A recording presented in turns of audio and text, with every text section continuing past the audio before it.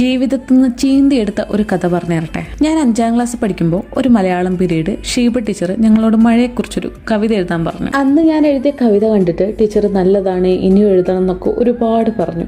എനിക്ക് ലൈഫിൽ ആദ്യമായിട്ട് കിട്ടിയൊരു പ്രോത്സാഹനം അല്ലെങ്കിൽ അംഗീകാരം എന്നൊക്കെ പറയുന്നത് അതായിരുന്നു. പിന്നെ ഈ കവിത എഴുതുക എന്നൊക്കെ പറഞ്ഞാൽ എനിക്കൊരു തരം ത്വരയായിരുന്നു.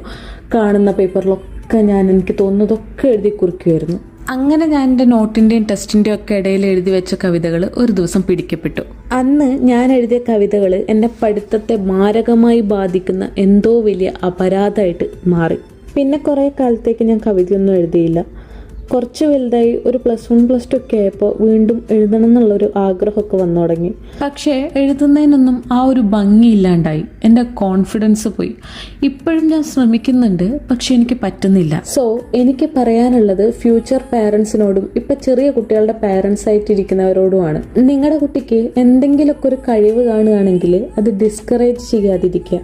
നിങ്ങൾ ആ കഴിവിനെ താഴ്ത്തി കിട്ടുമ്പോൾ അല്ലെങ്കിൽ ഉപേക്ഷിക്കാൻ പറയുന്ന സമയത്ത് ആ കുട്ടിയുടെ മനസ്സിലുണ്ടാവുന്നത് ഒരിക്കലും ഉണങ്ങാത്തൊരു മുറിവാണ്. അങ്ങനെ ഒരു മുറിവിന്റെ കാരണം നിങ്ങളാവാതിരിക്കാൻ ശ്രമിക്കുക. അപ്പം അത്രേ ഉള്ളൂ. ബൈ.